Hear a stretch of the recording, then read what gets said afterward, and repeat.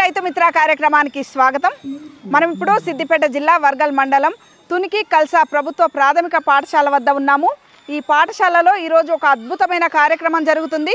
ప్రతి పాఠశాలలో ఏడాదికి ఒకసారైనా ఇలాంటి కార్యక్రమం తప్పకుండా జరగాలి అని చెప్పదగ్గ కార్యక్రమం ఇది. అదేంటో మనం కూడా ఒకసారి చూద్దాం.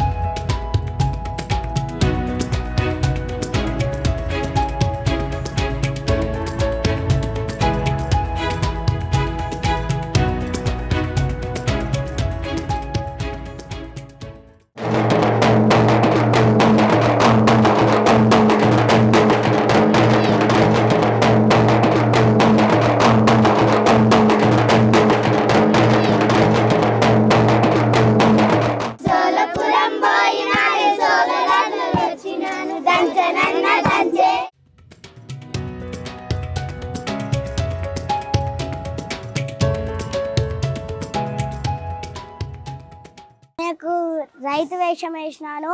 నాకు రైతు అంటే ఇష్టం, అమ్మ అంటే కూడా ఇష్టం.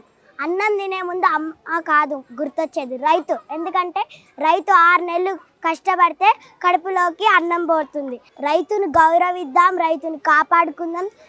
పెద్ద పెద్ద ఆఫీసర్లోకి రైతులు డబ్బు కోసం వెళ్తే మూల ఉన్న డస్ట్బిన్ లాగా చూస్తున్నారు రైతుని. అలా చూడకూడదని నేను కోరుకుంటున్నాను. నాగలి, ట్రాక్టర్, ఇంకా ఎడ్ల బండి, విత్తనాలు అంటే ఏమేమి విత్తనాలు, ఒక 55 విత్తనాల దాకా ఉన్నాయి. ఒడ్లు ఒక 30 వెరైటీస్ ఉన్నాయి. ఇంకా విత్తనాలను నాటితే అది మొలకొస్తుంది. మొలక నుంచి పండు వస్తుంది, దాన్ని మనం తింటాం.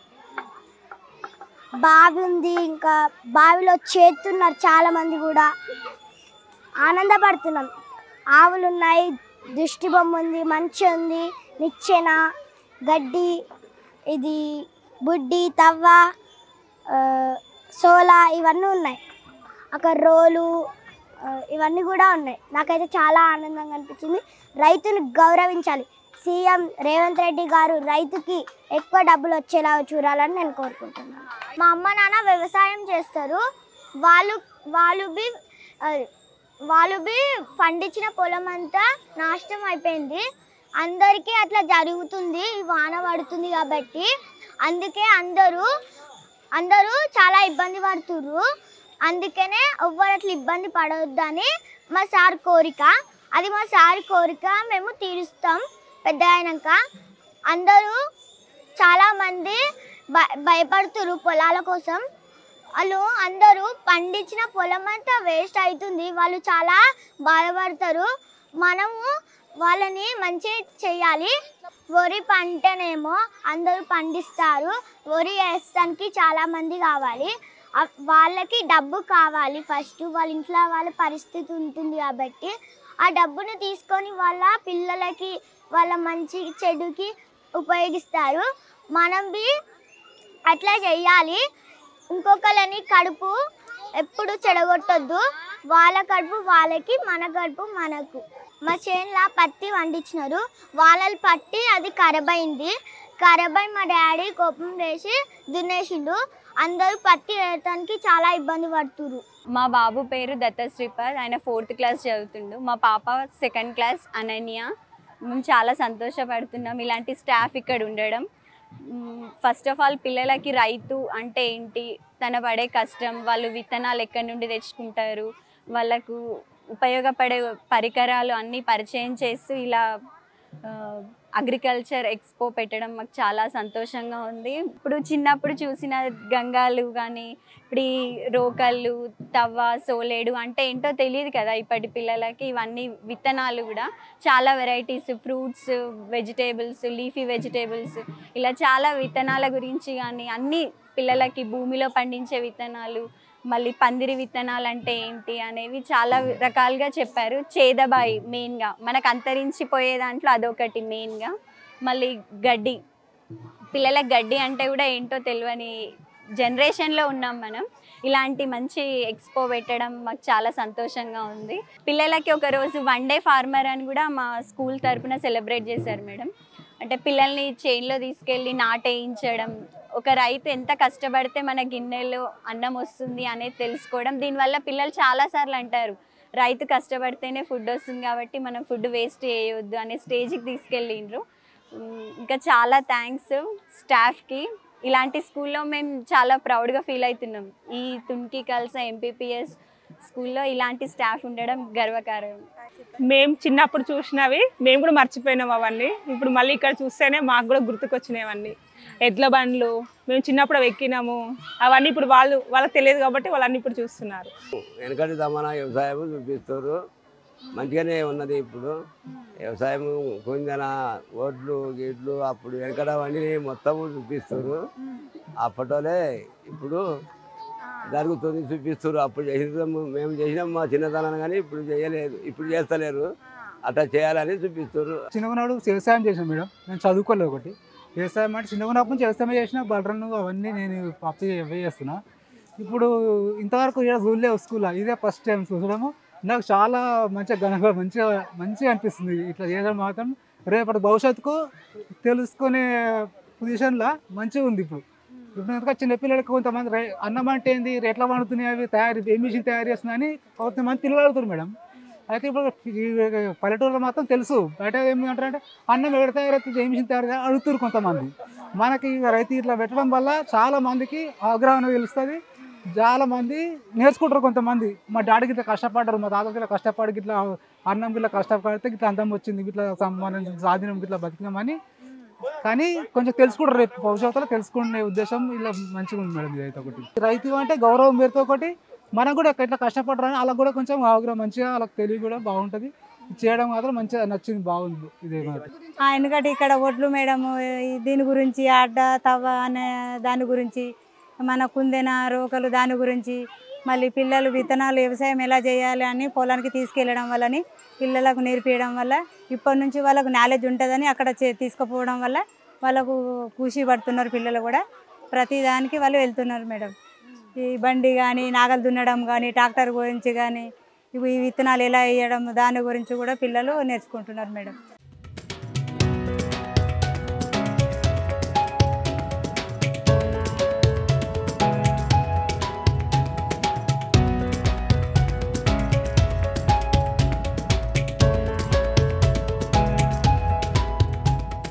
పూర్వం గ్రామీణ ప్రాంత వ్యవసాయ కుటుంబాల్లో కుదురు, కుందెన, రకరకాల కొడవళ్ళు, నాగళ్ళు, గొర్రెలు, ఎడ్ల బండ్లు అవన్నీ కూడా ఉండేవి. ప్రతి ఇంట్లో కూడా ఇవన్నీ కూడా ఉండేవి. ఈ కాలం పిల్లలకు ఇవంటే కూడా తెలియదు. ఈ నేపథ్యంలో ఉపాధ్యాయులు ప్రత్యేక శ్రద్ధతో వీటన్నిటిని సేకరించి ఆనాటి కాలంలో వీటిని ఎలా ఉపయోగించేవారు, వీటి ప్రాధాన్యత ఏంటి అనేది కూడా ఈ ఎక్స్పోలో పిల్లలకు తెలియపరిచారు.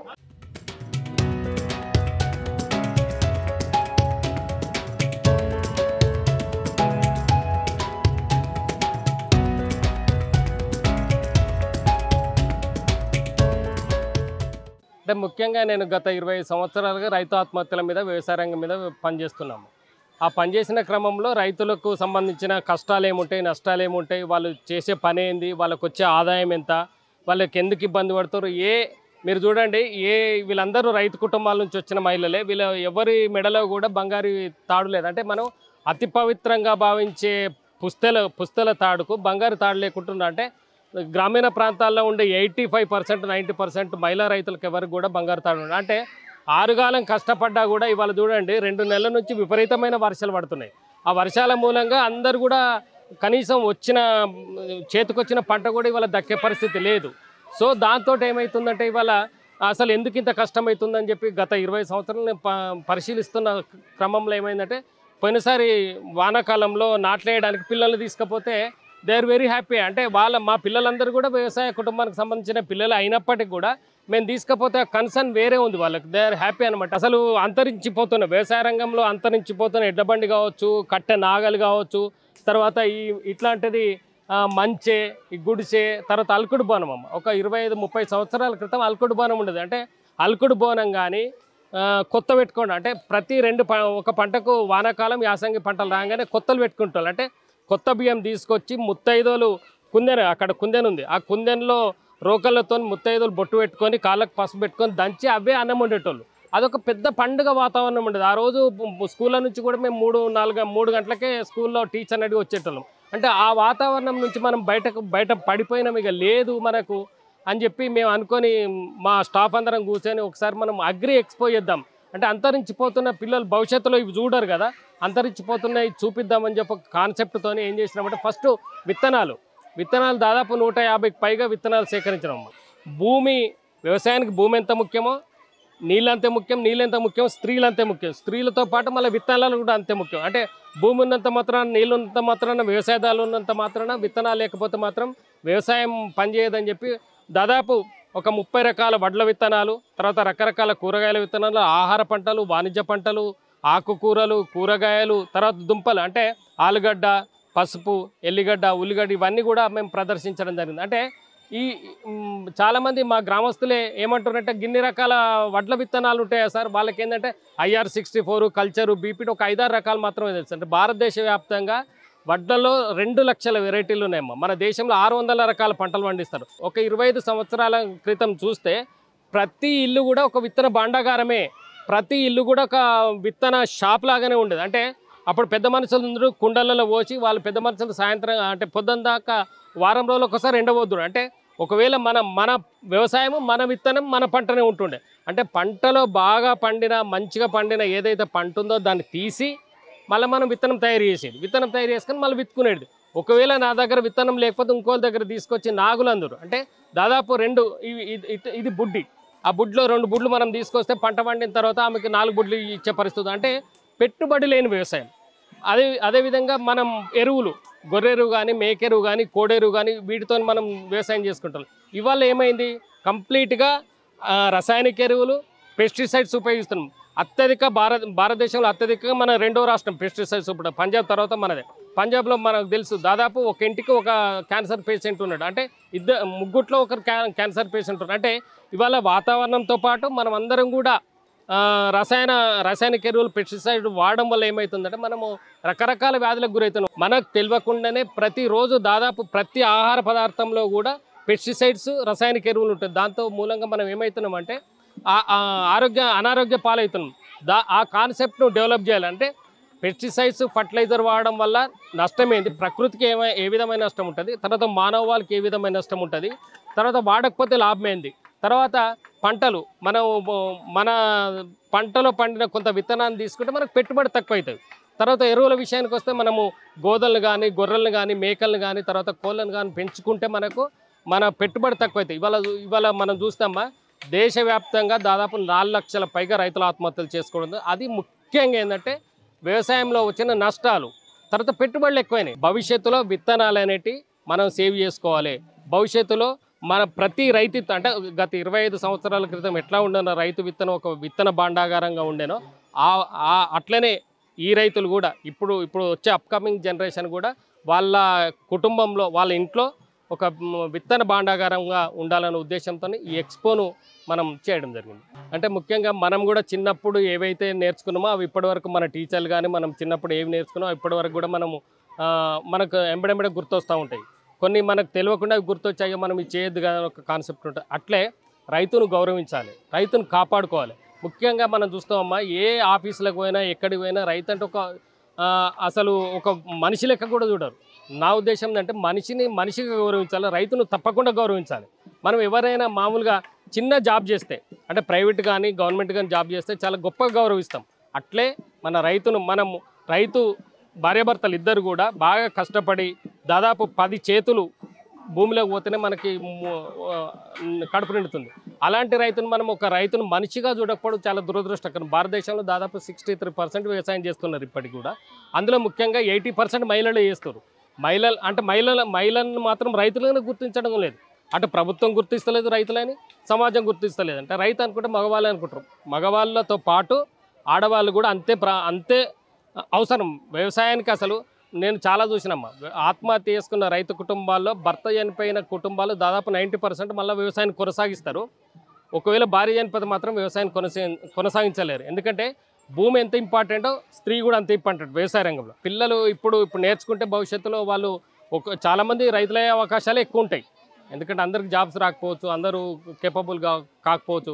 కానీ మనము గతంలో మా సార్లు మా మేడంలు చెప్పారు మా స్కూల్లో, ఇట్లాంటి పెస్టిసైడ్స్ వాడితే ప్రమాదం ఉంటుంది, ఫర్టిలైజర్ వాడితే ప్రమాదం ఉంటుంది, మన విత్తనాలను మనమే తయారు చేసుకోవాలి, రైతుని ఎట్లా గౌరవించాలి, రైతుతో మనకేం లాభం ఉంది, రైతు లేకపోతే మనం బతుకుతాం. మనం కరోనాలో చూసినాము, అన్ని వ్యవస్థలు కుప్పగూలి బంద్ అయినాయి. కానీ వ్యవసాయ రంగం ఇట్లా బంద్ అయితే ఇవాళ దాదాపు 140 కోట్ల మందికి తిండి ఎక్కడి నుంచి దొరుకుతుందో సమాజం ఆలోచించాల్సిన అవసరం. తప్పకుండా నేను ఈ సందర్భంగా మీ ఛానల్ ద్వారా సమాజాన్ని కోరేది ఏంటంటే రైతును గౌరవిద్దాం, రైతును కాపాడుకుందాం. అదేవిధంగా రైతులకు ఏంటంటే అనవసరమైన ఖర్చులు పెట్టుకొని, మన తహత్తుకు మించి ఖర్చులు పెట్టుకొని అప్పుల పాలయ్యి భార్య పిల్లల్ని ఆగం చేయొద్దు. తప్పకుండా ఒక మంచి రోజు వస్తుంది.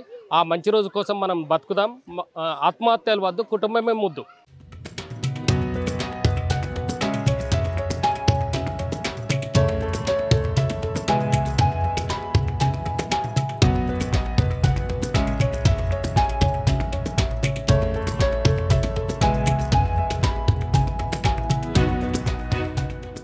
వ్యవసాయం అంటే పూర్వం రోజులలో వ్యవసాయదారుల కుటుంబాలు ఉద్యోగానికంటే ఇష్టపడేటోళ్ళు కాదు.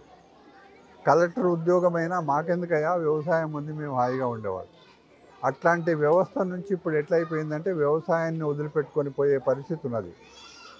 చివరికి చౌకీదారు ఉద్యోగం దొరికినా పర్వాలేదు అనే పరిస్థితికి వెళ్ళిపోయింది. ఇది చాలా సీరియస్ మ్యాటర్. ఇది చాలామంది వ్యవసాయ కుటుంబాలు వ్యవసాయాన్ని వదిలిపెట్టిపోతున్నారు. అంతేకాకుండా కౌలు రైతులు పెరుగుతున్నారు. ఏదైనా ఈ వ్యవస్థలో వ్యవసాయాన్ని మనము కేంద్ర రాష్ట్ర ప్రభుత్వాలు నిర్లక్ష్యం చేయడం మంచిది కాదు. వ్యవసాయాన్ని కాపాడుకోవాలి. ఇప్పటికే ఒక్క ఉదాహరణ మీకు మనవి చేస్తా. మన కూరగాయలు మనం ఎప్పుడు కూడా మనం పక్క రాష్ట్రం నుంచి తెచ్చుకోలే. కూరగాయల మార్కెట్కి మొన్న పోతే బీహార్ నుంచి కూడా కూరగాయలు వస్తున్నాయి. పండ్ల మార్కెట్కి పోయి చూసినాం, పండ్లు పక్క రాష్ట్రాల నుంచి వస్తున్నాయి. ఏమిటి పరిస్థితి? ఈ పరిస్థితి నుంచి మనం బయటపడాలి. 4 లక్షల ఎకరాల బత్తాయి తోటలున్న నల్గొండ జిల్లాలో 1,00,000 ఎకరాలకు తగ్గిపోయింది. వ్యవసాయంలో రైతులు సిద్ధంగానే ఉన్నారు, కానీ వాళ్ళకి కావలసిన ఏర్పాట్లు కానీ వాళ్ళకి కావలసిన సహాయాలు కానీ, ఉదాహరణకమ్మా ఉపాధి హామీ పథకం వచ్చింది. గ్రామాలలో వ్యవసాయ కూలీలకు దొరకడం లేదు. కూలీలు లేకుండా వ్యవసాయం చేసే పరిస్థితి లేదు. 1-2 పంటలు వరి తప్పిస్తే మిగతా పంటలకు ఖచ్చితంగా కూలీలు కావాలి. ఆ కూలీలకు ప్రత్యామ్నాయంగా ఏం కావాలి అని అంటే మెకనైజేషన్ కావాలి. ఆ మెకనైజేషన్లో పెద్ద పెద్ద యంత్రాలు అక్కర్లేదు, చిన్నవి ఒక రైతు తన చేతిలో పట్టుకుంటే వెళ్ళిపోయేటట్టు ఉండాలి. కలుపు తీసే మిషన్లు కానీ, కోసే మిషన్లు కానీ, ఇవన్నీ కూడా ఉపాధి హామీ పథకంకు ప్రత్యామ్నాయంగా అనేకమైన మార్పులు తీసుకురావాలి. ఇంకొకటి అన్నిటికంటే ముఖ్యంగా రాను రాను వ్యవసాయ భూములు పూర్తిగా కెమికల్ ఎరువులు వాడడం వల్ల విషపూరితమైపోతున్నాయి. దాన్ని వెంటనే తొందరగా మనం దాని నుంచి మళ్ళాలే. దానికి రైతు ఒక్కడే కాదు, రైతుకి ప్రత్యామ్నాయ ఏర్పాట్ల గురించి కెమికల్ ఎరువుల ఉదాహరణకి మొన్న మధ్యన ఎరువులు లైన్లు కట్టింది యూరియాకి. ఆ యూరియా మంచిది కాదు, దానికి బదులుగా వేరే ఎరువులు వాళ్ళకి అందియాలి అని అంటే ప్రభుత్వాలు, మరీ ముఖ్యంగా కేంద్ర ప్రభుత్వం దీనికి పూనుకోవాలి. వ్యవసాయంలో మార్పు రావాల్సిన అవసరం ఉంది. నేను ముఖ్యంగా ఇక్కడ ఈ పిల్లలు ఇదివరకు స్కూళ్ళల్లో ఒక అరగంట సేపు తోట పని ఉండేది. ఇప్పుడు తోట పని లేదు, ఆడుకునడానికి అవకాశం లేదు. ఏమైనా పుస్తకాలే, లేకపోతే సెల్ ఫోన్లు. అంతకంటే విద్య పూర్తిగా మారిపోయింది కాదు. ఇవాళ వీళ్ళు చేసిన ప్రయత్నంతో వాళ్ళు ఆ చీరకట్టు కానీ, ఆ మాట కానీ, ఆ విత్తనాల దిక్కు చూసుకుంటా వాళ్ళు చెప్పినప్పుడు నిజంగా వాళ్ళకి తెలిసిపోయింది. ఇప్పుడు మా తాతలు మా ముత్తాతలు వ్యవసాయం చేసిండ్రు, దీంట్లో నుంచి కదా మేము కూరగాయలు వచ్చేటివి, దీంట్లో నుంచి కదా మేము బియ్యం వచ్చేది. సో ఇదంతా కూడా ఈ యువతరానికి నేర్పే విధంగా, వాళ్ళపైన కూడా బాధ్యత పెట్టే విధంగా ప్రయత్నం చేసింది. ఇక్కడ నిజంగా మీరు అభినందించాలి, ప్రభుత్వాలు అభినందించాలి. ఇంకా దీన్ని విస్తారంగా ప్రతి గ్రామంలో అప్పుడప్పుడు కార్యక్రమాలు పెట్టుకోవాలి. చాలా వేగంగా వ్యవసాయంలో మార్పులు రావమ్మా, రాకపోతే కష్టం. అమ్మా నాన్న రెక్కలాడుతూనే బుక్కెడు బువ్వరా, వర రెక్కల కష్టపు సెమట సుక్కల దరము నేనురా. సుస్థిర వ్యవసాయ ప్రాధాన్యతని చిన్ననాటి నుండే పిల్లలకు తెలియజెప్పాలని, ఆరుగాలం కష్టపడి పంటలను పండించే రైతన్న శ్రమను గౌరవించాలనే సంకల్పంతో తునికి కల్సా ప్రభుత్వ పాఠశాల ఉపాధ్యాయులు చేపట్టిన ఈ అగ్రి ఎక్స్పో అభినందనీయం. మరెన్నో పాఠశాలల్లో ఇలాంటి కార్యక్రమాలు జరగాలని ఆశిద్దాం. కెమెరామెన్ సతీష్తో రమా, బిగ్ టీవీ, వర్గల్ నుండి.